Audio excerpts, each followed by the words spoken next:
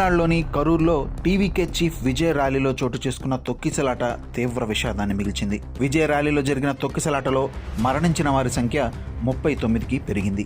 ఈ ఘటనలో గాయపడిన వారికి ఆసుపత్రిలో చికిత్స అందిస్తున్నారు.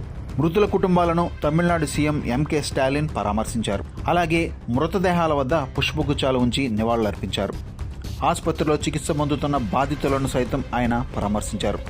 ఇప్పటికే తమిళనాడు ప్రభుత్వం మృతుల కుటుంబాలకు 10 లక్షల చొప్పున నష్టపరిహారం ప్రకటించిన సంగతి తెలిసిందే. ఈ సంఘటనపై దర్యాప్తు చేయడానికి రిటైర్డ్ హైకోర్టు న్యాయమూర్తి జస్టిస్ అరుణ జగదీశన్ నేతృత్వంలో విచారణ కమిషన్ ఏర్పాటు చేసినట్లుగా సైతం ప్రకటించింది. అయితే ఈ తొక్కిసలాటకు దారితీసిన పరిస్థితులు ఏంటనేది ఇప్పుడు తెలుసుకుందాం. ప్రాథమిక నివేదికల ప్రకారం విజయ్ ఆలస్యంగా ర్యాలీ వేదిక వద్దకు వచ్చారు. అభిమానులు, టీవీకే పార్టీ శ్రేణులు పెద్ద ఎత్తున ర్యాలీ జరిగిన చోటుకు చేరుకుని 6 గంటలకు విజయ్ రాక కోసం ఎదురుచూశారు. విజయ్ అక్కడికి చేరుకుని తన ప్రసంగాన్ని కొనసాగిస్తున్నప్పుడు జనసమూహం ఉప్పొంగిపోయింది. అయితే అంచనాలకు మించి పెద్ద సంఖ్యలో జనం అక్కడ గుమిగూడడంతో వారిని నియంత్రించడం కష్టతరంగా మారింది. అలాగే తొక్కిసలాట వంటి పరిస్థితి చోటు చేసుకున్న తర్వాత కొందరు అక్కడి నుండి బయటపడేందుకు ఇతరులను తోసుకుంటూ ముందుకు వెళ్లారు. దీంతో ప్రమాద తీవ్రత మరింతగా పెరిగింది. కరూరులో తొక్కిసలాటకు ర్యాలీలో నెలకొన్న రద్దీ, విజయ్ పర్యటనలో జాప్యం, ప్రాథమిక సౌకర్యాల కొరత కారణమని తమిళనాడు డీజీపీ వెంకటరామన్ తెలిపారు.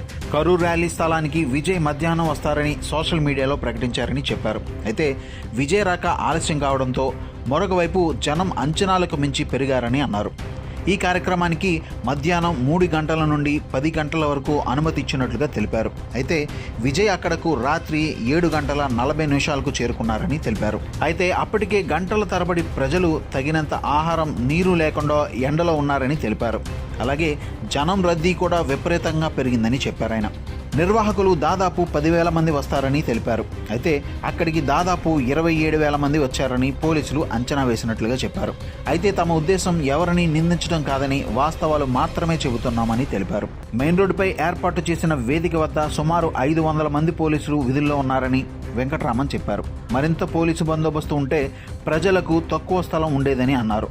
2 రోజుల క్రితం అదే ప్రాంతంలో ఒక ప్రధాన పార్టీ ర్యాలీ కూడా జరిగిందని, 20,000 మంది హాజరవుతారని అంచనాతో పోలీసులు రక్షణ కల్పించారని ఆయన అన్నారు. కరూర్లో తొక్కిసలాట కారణంగా మరణించిన 38 మంది మృతదేహాలను గుర్తించామని, ప్రస్తుతం వారి మృతదేహాలను వారి బంధువులకు అప్పగించే ప్రయత్నాలు జరుగుతున్నాయని దిండిగల్ జిల్లా కలెక్టర్ ఎస్ శరవణన్ తెలిపినట్లుగా పీటీఐ రిపోర్ట్ చేసింది. ఒక మహిళ గుర్తింపు ఇంకా నిర్ధారించబడలేదని శరవణన్ చెప్పారు. ఆ మహిళను గుర్తించే పని కొనసాగుతోందని, గుర్తింపు పూర్తయిన తర్వాత పోస్ట్ మార్టం నిర్వహించి మృతదేహాన్ని ఆమె బంధువులకు అప్పగిస్తామని తెలిపారు. మృతులలో ఇప్పటి వరకు 14 మందిని వారి బంధువులకు అప్పగించామని చెప్పారు. ప్రస్తుతం ఆసుపత్రిలో చికిత్స పొందుతున్న వారిలో 2 వ్యక్తుల పరిస్థితి విషమంగా ఉందని, వారికి మెరుగైన వైద్యం అందిస్తున్నారని, కాపాడేందుకు ప్రయత్నాలు కొనసాగుతున్నాయని వైద్య విద్య డైరెక్టర్ డాక్టర్ సుగంధి రాజకుమారి తెలిపారు. ప్రభుత్వ ఆసుపత్రి వద్ద 39 మృతదేహాలు ఉన్నాయని, 31 మృతదేహాలకు పోస్ట్ మార్టం నిర్వహించామని తెలిపారు. కరూర్ తొక్కిసలాట ఘటనపై కేంద్రం నివేదిక కోరింది.